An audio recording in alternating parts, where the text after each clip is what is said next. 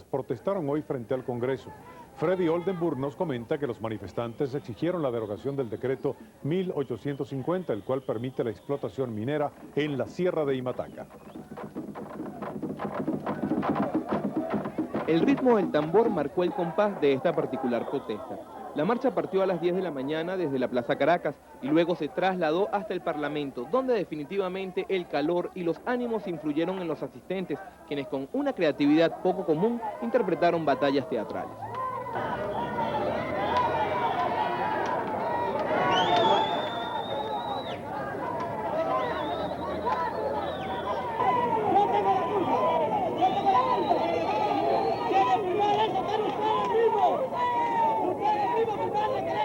El decreto 1850 contempla la exploración y explotación minera de 1.300.000 hectáreas de la Sierra de Imataca.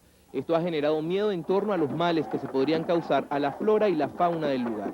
De hecho, los pemones son unos de los más preocupados. La explotación minera lo rechazamos totalmente. No queremos minas ni nada de eso allá en la Gran Sabana, porque la Gran Sabana es bonita y rechazamos el tendido eléctrico hacia Brasil, porque eso ni siquiera nos beneficia a nosotros los que estamos en la Gran Sabana. La desesperación de los indígenas despertó el sentimiento del ciudadano común. Y nosotros los venezolanos queremos todo lo bueno y chévere para los indios de nuestro campo, porque son los hombres que luchan a cuerpo y a brazo abierto. Y viva los indios venezolanos. Gracias. Los detractores del decreto 1850 no pueden ser más claros en sus argumentos.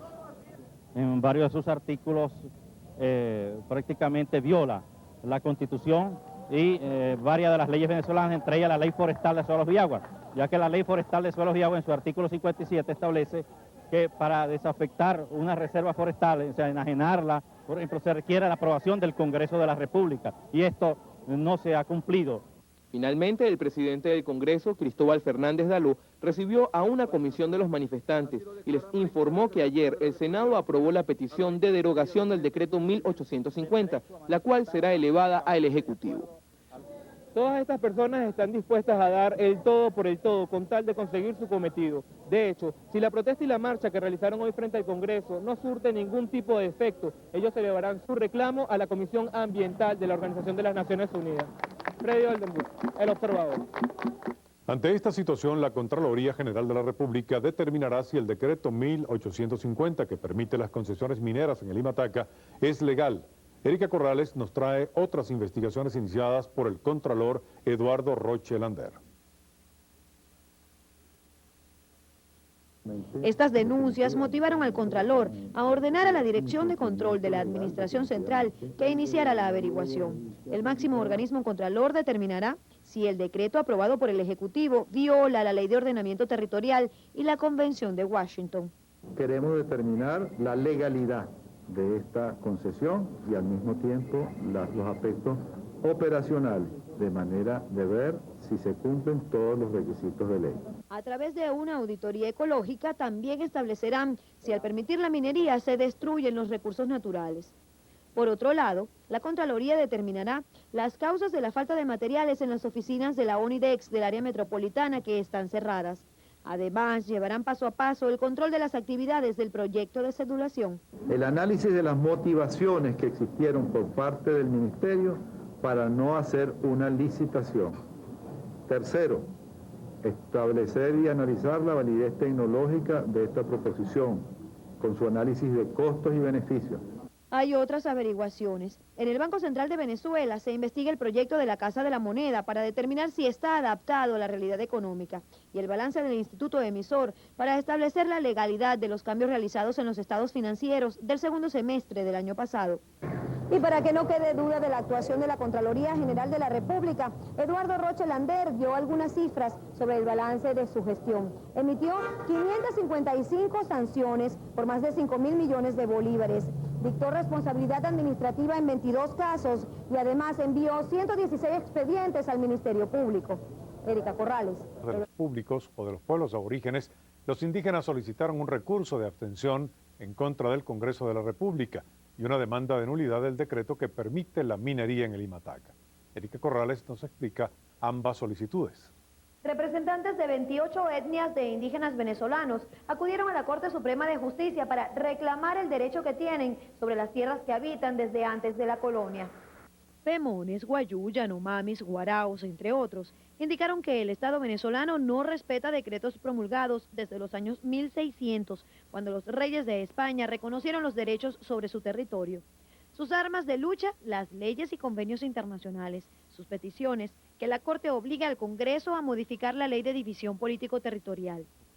En la ley de político territorial no existe ningún artículo que reconozca los derechos de la población indígena.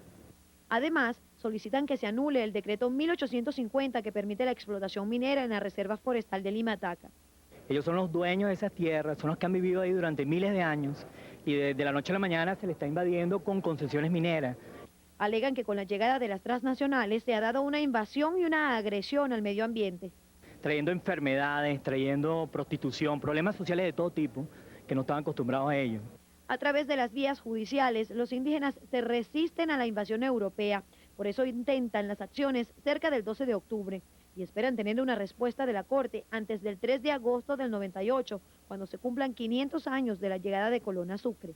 Aspiramos que para los 500 años de la invasión europea se le devuelva por lo menos parte de los territorios que han sido despojados a las comunidades indígenas. En definitiva, los indígenas venezolanos esperan que el máximo tribunal del país dé respuesta a los problemas frente a los cuales los diferentes organismos se han hecho oídos sordos. De lo contrario, acudirán a la Corte Interamericana de Derechos Humanos para demandar al Estado venezolano. Erika Corrales, El Observador. Y pasamos ahora a materia ecológica. ¿Sabían ustedes que el día de hoy es el Día de la Tierra? Laura Castellanos nos comenta que nuestro país lo celebra en medio de crímenes ambientales sin resolver. Lamentablemente Venezuela está plagada de crímenes ecológicos que parecen no llegar a oídos gubernamentales. El Observador ha denunciado muchos de estos casos: los balseros radicados libremente en el Parque Nacional Canaima y el río Caroní, el ecocidio que se está cometiendo en el Alto Atillo, la continua contaminación del lago de Maracaibo y más recientemente una población zuliana afectada por el transporte del carbón.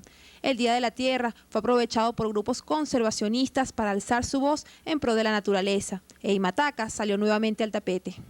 La Corte tiene que apurar el proceso, tiene que tomar decisiones lo más pronto posible y anular el decreto. No solamente es ilegal, es inconstitucional, tal como lo establece el escrito aquí establecido en la Sala Plena, donde se está violando inclusive el artículo 50 y el artículo 77 de la Constitución Nacional. Pero no solo es problema del gobierno, también el venezolano común debe aprender a conocer y cuidar su entorno natural. Por ejemplo, ¿sabía usted que el calor que se siente en estos días, así como la densa bruma que cubrió por semanas a Caracas, es producto de la contaminación? La gente hoy en día no echa insecticida delante de los niños, mucha gente no fuma delante de los niños, pero ha costado años que el público integre eso. Yo creo que cuesta mucho tiempo que integre lo demás, que el ambiente no es solo lo que te llega hasta donde llegan tus muebles, tu casa y tus hijos, sino un poco más allá, ¿no? Y más allá vamos. En Venezuela existen más de una docena de especies en extinción. Una de ellas es la nutria, que es utilizada para hacer el famoso sombrero de pelo de guama. Quizás lo más importante es que usted internalice que querer al planeta es quererse a sí mismo. Aunque usted no lo crea, la degradación ambiental está estrechamente ligada a la degradación humana. Laura Castellanos, El Observador. Sin bombas lacrimógenas, policías antimotines ni encapuchados, se llevó a cabo una nueva forma de protestar que invadió las calles caraqueñas esta semana.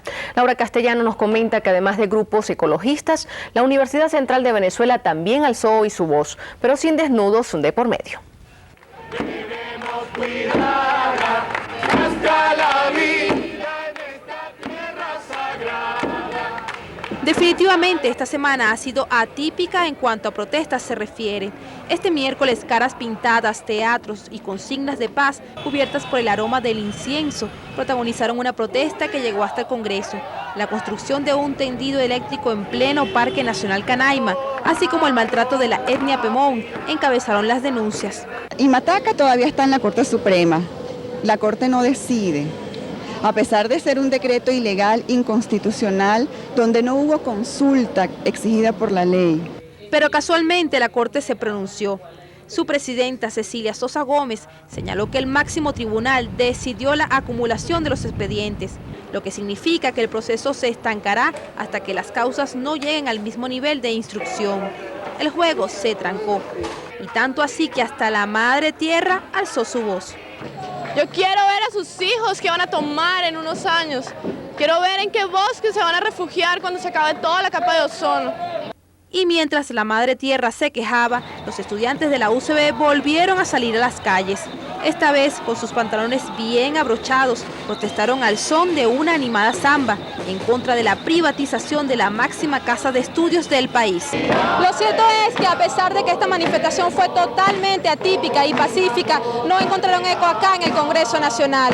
Ahora falta esperar cuál será la respuesta de los entes gubernamentales. Laura Castellanos, El Observador. El Estado Bolívar. En una manifestación pacífica, estos pobladores cerraron el paso de la carretera que une a El Dorado con Boavista para pedir que les sean reconocidos los títulos de propiedad de las tierras en donde habitan. Indígenas y grupos ecologistas de todo el país se dieron cita en la capital para marchar hasta el Palacio de Miraflores con motivo del Día Mundial de la Tierra.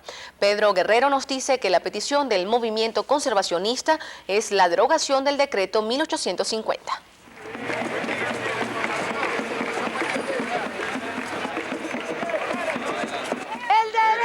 Al ambiente, en la constituyente, el derecho al ambiente, en la constituyente. El Día Mundial de la Tierra tuvo importantes manifestaciones en todo el planeta. En Venezuela, el decreto 1850 que permite la explotación de reservas mineras y madereras en la Sierra de Limataca marcó la pauta de denuncias para un documento de propuestas entregado en Miraflores, todo salpicado de pancartas y actuaciones alusivas a la muerte del planeta. Se está dando apertura a las industrias madereras, se está dando apertura a las empresas mineras y eso hace que peligre nuestras tierras, nuestros bosques, nuestras aguas. El puerto de aguas profundas en el Zulia, la minería en Bolívar, los derrames petroleros y el tendido eléctrico de Guayana hasta Brasil son puntos que, de acuerdo con los movimientos ecológicos, deben ser revisados de inmediato por el Ejecutivo para evitar la muerte de recursos naturales y hasta humanos. Hay amenaza física, hay amenaza cultural, hay amenaza de desaparición también de los recursos naturales que están allá. Cada año mueren 2 millones de niños por consumo de agua contaminada y el polvo y la contaminación del aire en las ciudades como Caracas causan más de 500.000 muertes prematuras anualmente. Sin embargo, la principal preocupación de los grupos conservacionistas sigue siendo el deterioro en los pulmones vegetales del mundo. Nosotros queremos ver del gobierno una actitud realmente positiva hacia el ambiente y la mejor manera es esa, derogando ya el decreto 1850 que crea el famoso plan de ordenamiento de Imataca. La gran ausente en la marcha fue la ministra del Ambiente y perteneciente a la etnia guayú Atalá Uriana Pocaterra, y aunque los rumores del día aseguraban que la ministra había renunciado, un comunicado de su despacho sirvió para desmentirlo. Atalá Uriana habría dicho: "No soy flor de un día". Las comunidades indígenas e instituciones ecológicas ratificaron nuevamente su intención de participar en el proceso constituyente para defender desde la Asamblea y no solamente desde la calle los derechos ambientales. Pedro Guerrero, El Observador. Contra del tendido eléctrico en la Gran Sabana. ¡Únete a la lucha! No permitas que la Gran Sabana como patrimonio cultural y mundial se destruya. La cuenca del río Caraní está en peligro. Esta caravana no fue precisamente para homenajear un año más del encuentro de dos mundos en el Día de la Raza. Por el contrario, estas personas decidieron rodar con sus carros por toda Caracas y hacerse escuchar, reclamando el acuerdo entre Brasil y Venezuela para construir un tendido eléctrico entre Ciudad Bolívar y Brasilia. Mira, vale, nos va a quitar la electricidad aquí en Venezuela. El 70% de la electricidad viene de Guri. Que no estoy de acuerdo con ese tendido, no me parece que debería ir. Contamina. Con sus caras pintadas y exhibiendo sus pancartas, los conductores de esta caravana pasaron por el Parque del Este, Chacao y la avenida Francisco de Miranda, entre otros sectores de la capital. A pura garganta trataron de convencer a más de uno para que se sumara a la protesta. Aquello que tiene precio es lo barato. La Gran Sabana es riquísima en biodiversidad, en cultura indígena. Debemos defender el patrimonio de todos los venezolanos. Estamos poniendo en riesgo una zona muy frágil. Las principales fuentes de agua están en esa zona. Las comunidades indígenas se van a ver devastadas. Aunque la llamativa y colorida manifestación robó la atención de otros conductores, no ocasionó congestión, pues las calles de Caracas permanecieron desoladas por el día de asueto. Pero esta no es la primera vez que un grupo de personas protestan en contra del tendido eléctrico. En otras oportunidades, hasta los mismos indígenas derribaron las torres en la zona donde se desarrolla el proyecto. Sin embargo, las autoridades, incluso el presidente de la República, Hugo Chávez, mantienen que con esto no se va a producir un desequilibrio ecológico ni tampoco cultural. Luciana Ríos, El Observador.